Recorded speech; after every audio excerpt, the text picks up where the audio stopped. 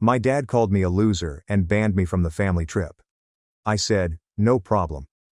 18 days later he texted, can you pay $2,300 for your sister? My father referred to me as a loser and refused to let me join the family trip. I said, no problem. 3 weeks later my father texted, can you pay for your sister's next semester? I simply replied, this loser won't send you a single dollar. 12 minutes later, my phone erupted with 27 missed calls. You'd think that paying for your sister's college tuition every semester would elicit a thank you, a phone call, a card, or any other sign that you're more than just an ATM with a pulse. But not in my family. In my family I was always the difficult one, the self-sufficient one, the one who chose to leave early, relocate, and live this lifestyle. Meanwhile, my little sister Hannah Mitchell, the delicate genius, could burn down the kitchen and still be applauded.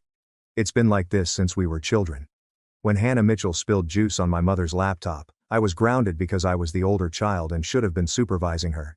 When she failed arithmetic, I felt compelled to help her every evening, regardless of whether I had my own job or schoolwork to complete.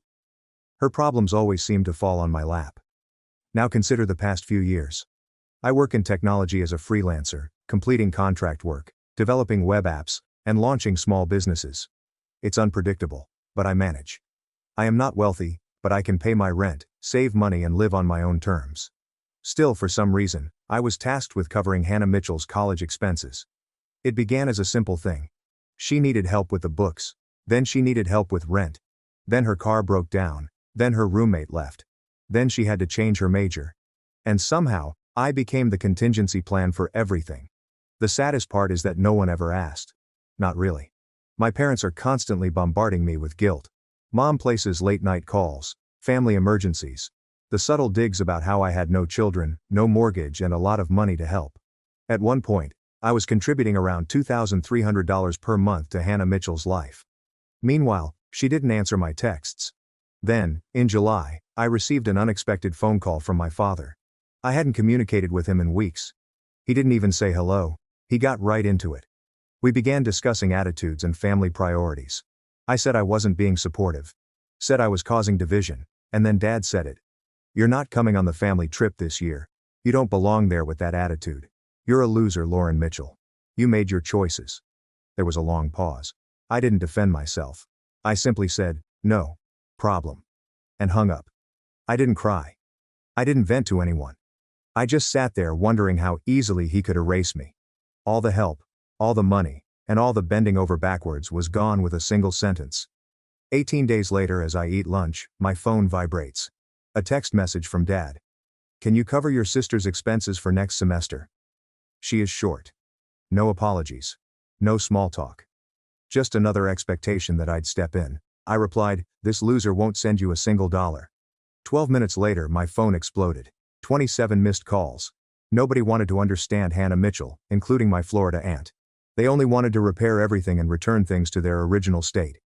But I was done. I wasn't going to explain myself. I wasn't going to say it. It was the first time I had noticed it. I was not a member of a family. I was part of a system. A system that depended on me. So I determined to be exactly who they thought I was. The loser, ungrateful daughter, and self-centered one. And if they thought things were difficult now, they had no idea what lay ahead. The best part about being labeled as a black sheep is that expectations vanish quickly. No more assuming I can solve everything. No more counting money until I have earned it. Something changed the moment I sent that text. I could feel it. My phone didn't stop buzzing for hours. Dad called back to back. Mom left voicemails which I never answered. Hannah Mitchell wrote paragraph after paragraph about worry, anxiety, and how everything was falling apart. I did not reply. Not out of spite. I just didn't get the idea. Every message sounded the same. Panic combined with entitlement. For years, I told them to expect me. I answered every call. I handled every emergency. I paid the fee that made them uncomfortable. And the one time I didn't, they pretended the floor was gone beneath them. 4 days later, my cousin Megan Collins texted me. She said she had heard things were stressful and wondered if I was okay.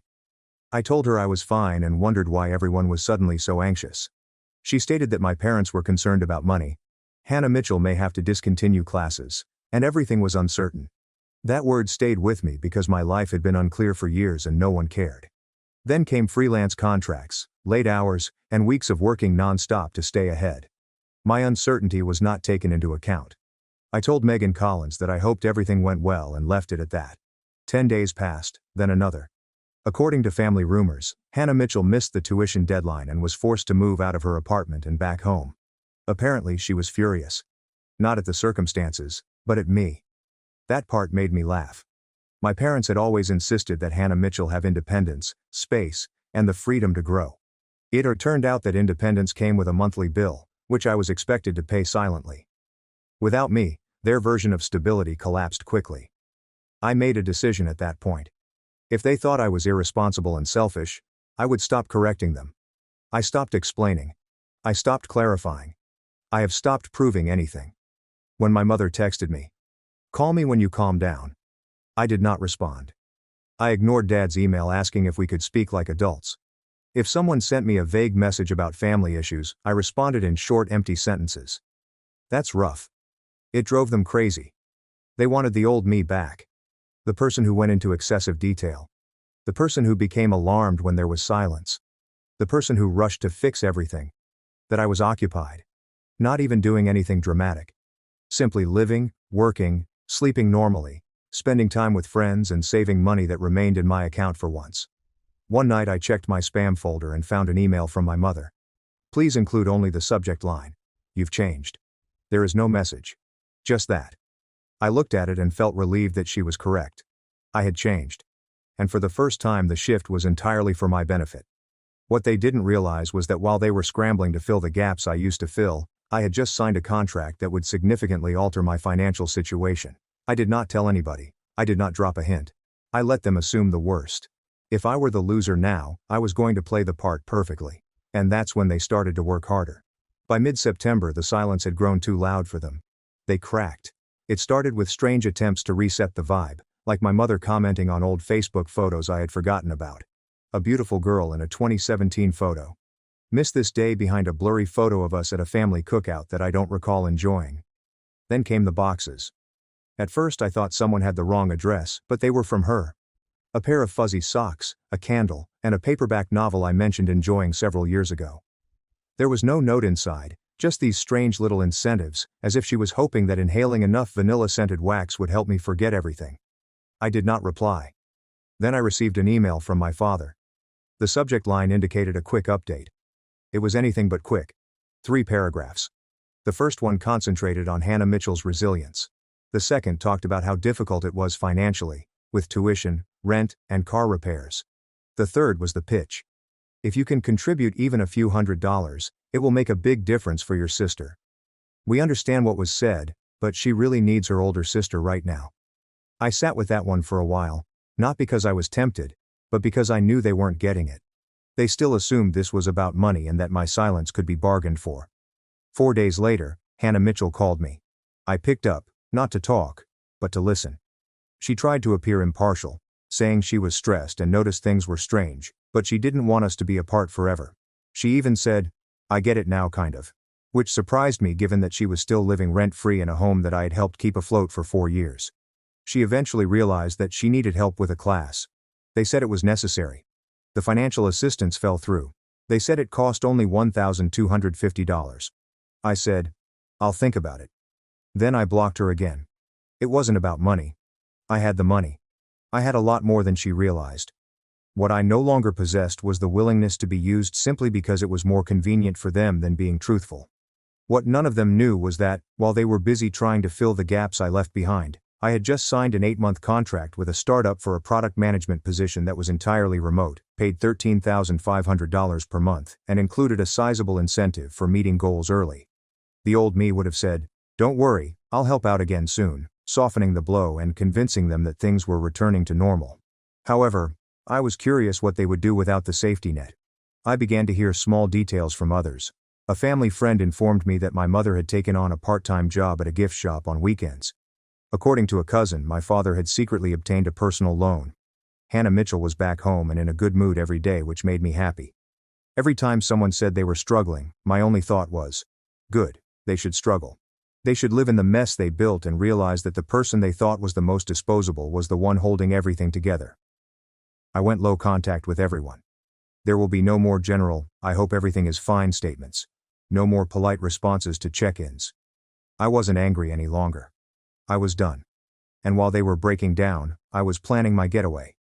I hadn't traveled for 3 years. Not because I couldn't, but because I was always on call. Now I was off the clock. So I booked a flight to somewhere warm and beautiful. 4. I got a villa with friends, a private pool, and an ocean view. I brought bikinis I'd never worn before, as well as a dress I bought months ago but hadn't taken off the tags. When we landed and I felt the heat on my face, I took a picture. We're in the water, with drinks in hand, genuine smiles on our faces, and no worries in sight. I shared it without any context, service, or stress. They noticed it within an hour. I didn't tag anyone, but the next morning, I got 6 texts from my mother. "We just want our family back. Please call. Let's talk when you're ready." And I looked at the television, sitting by the pool, sun on my legs, coffee in hand, and realized I wasn't even sad. I was entertained because for once, I wasn't pleading. The morning after I shared the vacation photo, my phone did not turn on immediately. It became feral. I awoke to missed calls stacked on top of one another, like spam. "Hannah Mitchell, an aunt, has been saved as a house." I had no idea who it was. I listened to nothing. I simply silenced my phone and went downstairs to meet my friends for breakfast. That was the surprise element for me. I felt normal. There is no pit in my stomach. I don't need to explain myself. The ocean was right there. The air smelled fresh. For once, I didn't feel any pressure. Later that afternoon, while everyone else went swimming, I checked my messages. Hannah Mitchell submitted one that stood out. "Why would you post something like that, knowing what we're going through?" I didn't respond, but then I saw an SMS from an unknown number. There's no name or emoji, just one statement. "You should probably talk to your father about the account." That completely stopped me. I stared at the screen for longer than necessary. I hadn't discussed accounts with anyone in years. I did not respond. I didn't ask who it was. I turned my phone face down and went back outside, but the rest of the day felt strange, as if something had changed beneath everything. I finished the trip. I didn't let it destroy anything. We drank excessively. We stayed up late. I laughed more than I had in months.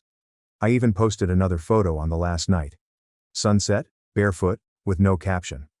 When I got home, the first thing I did was open my laptop.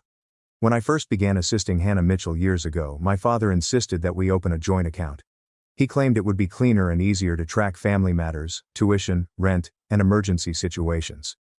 I hadn't logged in for over a year because I trusted him. That is on me.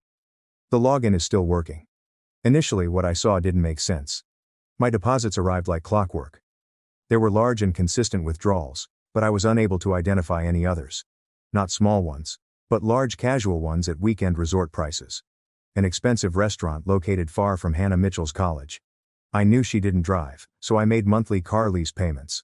I scrolled and scrolled. That's when everything clicked into place. They hadn't just relied on me.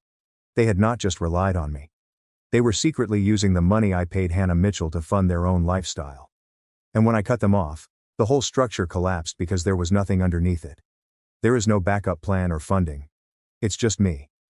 I closed the account that night, transferred the remaining balance, reset all passwords, and removed myself from shared documents. Everything that smelled of access was gone.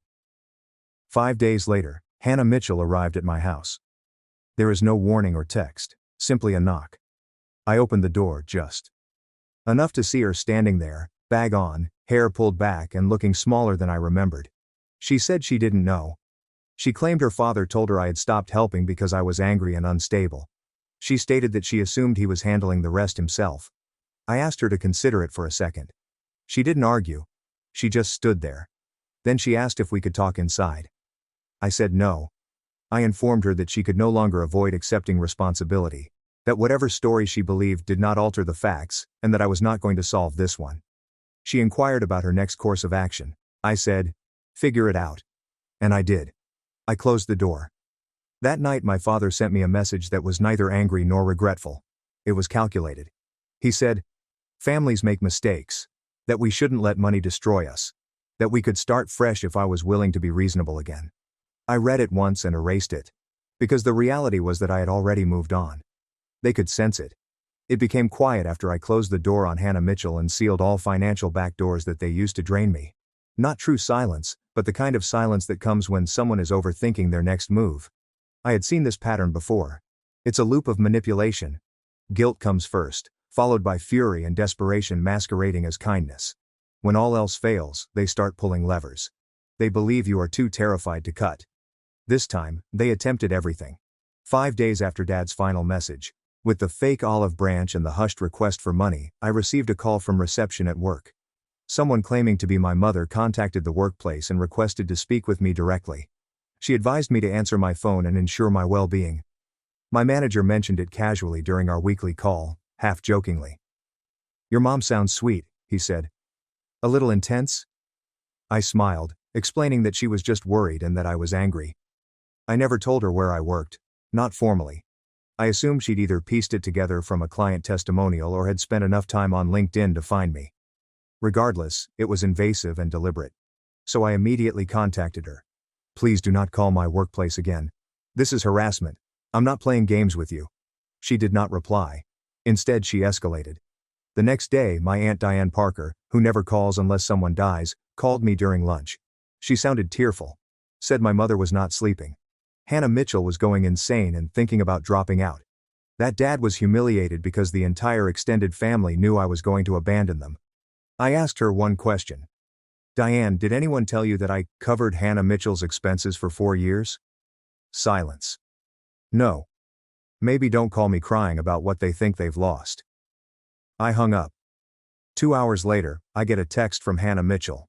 After weeks of silence, there is no apology or acknowledgement, just this. "Dad is furious." He said, "You stole from the family account. Don't pretend you're a victim." I read it twice before blocking her again. Allow them to speak. Let them twist it. Allow them to completely rewrite the story to portray me as a villain. I didn't care anymore because I had something they couldn't take. Freedom. And I wasn't finished with it. That weekend I booked another trip, this time to Portugal. I'd always wanted to go but never had the time. The timing never seemed ideal. There was always an emergency, a tuition deadline, or a new mess that I needed to help clean up. But I only had one deadline. My flight. I did not tell anybody. I just packed my bag, boarded the plane, and left. I stayed in a small apartment near Porto's waterfront. I drank wine with people who didn't know my name. I ate foods I couldn't pronounce. Slept in. On the 4th day I posted a photo of a ceramic plate with grilled octopus, crusty bread and a full glass of white wine. There are no captions or tags. It didn't matter. They saw it because the next day, I received an email from my father with the subject line, "Where do we go from here?" Attached was a spreadsheet, an actual Excel file titled, "Family Budget 2027. I opened it out of morbid curiosity. He had listed all of Hannah Mitchell's expenses, including tuition, car insurance, therapy, utilities, books, internet, gas and groceries. He then added a column called Projected Assistance from Lauren Mitchell and entered a figure.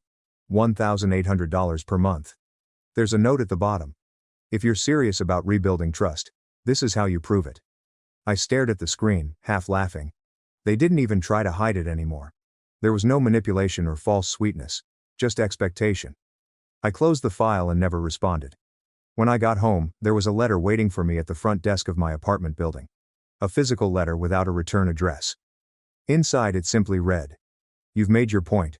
Can we please talk like adults now? Dinner, no judgment, just family." It was signed. Mom, Dad, and Hannah Mitchell. They were cornered. I could feel it. Not financially, but emotionally. The entire structure had collapsed. The strong family unit image was shredded. People started asking questions they didn't know the answers to. They were unable to function unless someone filled in the gaps. So they invited me to dinner at their house. Promised no guilt or lectures, just a quiet evening to clear the air. I said yes, but not because I desired peace or resolution. I said yes because I wanted to give them one last chance to be honest. Finally, they got an unexpected response. Dinner was scheduled for Saturday at 7 p.m. Their house, which I basically funded from the shadows for 4 years. I hadn't been there since before the fallout. Not since my father called me a loser and refused to invite me on a vacation that I probably paid for. I didn't dress up or bring anything. No wine, no dessert, and no nervous energy. Just me. Hannah Mitchell opened the door. She looked exhausted, with her hair tied up, hoodie on, and dark circles under her eyes. The golden girl glow was gone. Behind her, I noticed my parents already seated, as if they were waiting for a court appearance. We didn't hug. We did not say hello. We sat. The table was arranged as if they were playing family again. Napkins are folded, with some overcooked chicken in the center. It smelled like effort, but the air was stiff. Nobody spoke for 6 minutes. Then my mother began. She expressed a desire for things to go back to normal. That she missed when we were close. She didn't recognize the person I had become. My father picked it up from there. He said I had made my point and that I clearly required space. That the budget was mistaken. Just an idea. He only said numbers. Hannah Mitchell apologized. She admitted she did not know everything. She claimed she was only scared. I hated her. Then they sat there waiting, as if that was sufficient. Maybe it happened once. But I didn't owe them any tears, explanations or anything. So I took a breath and said this. I believe we should all simply forget it. My mother blinked. What do you mean? Let's not pretend that any of this makes sense. Let us not attempt to reset something that has never worked in the first place. You all called me when you needed money. You insulted me when I stopped. You only liked me when I was helpful. So I'm no longer useful, and there's no reason to fix it. We can just be done. They said nothing. I looked at Hannah Mitchell. I hope you graduate. I really do. However, you will have to do it on your own, just like the rest of us. Then I stood up. There was no shouting. Don't slam the door. No dramatic monologues. A simple conclusion to something that should have been over long ago. I walked out, drove home, put my phone on silent, and the whole thing stopped feeling heavy. They didn't call the next day or the day after. There were no more guilt trips, budget documents, or mysterious packages at my doorstep. It was over. Surprisingly, it did not feel like a loss of family. It felt like stepping out of a trap. I don't make many posts these days. I do not need to. I go wherever I want. I eat whatever I like. I pay for only one person. Me. They can call me a loser all they want, but I have never felt more like a winner. It has been 7 weeks since that dinner. 7 weeks ago I stood up from that table, told them we didn't need to fix anything, and walked away from a dynamic I'd been stuck in since I was a teenager. There are no explosions or second thoughts. Only silence. At first I was waiting for something. A guilt text, a rage voicemail, one of those "you misunderstood us" essays they used to enjoy writing. But nothing arrived. Not even from Hannah Mitchell. It's as if they finally understood what I meant. And to be honest, that scared me more than the noise did. Because if someone can stop reaching out so quickly, it makes you wonder how genuine the relationship ever was. It turns out that when I stopped providing, the connection ceased to exist. But here's the thing. The silence didn't hurt as much as I expected it to. It felt clean.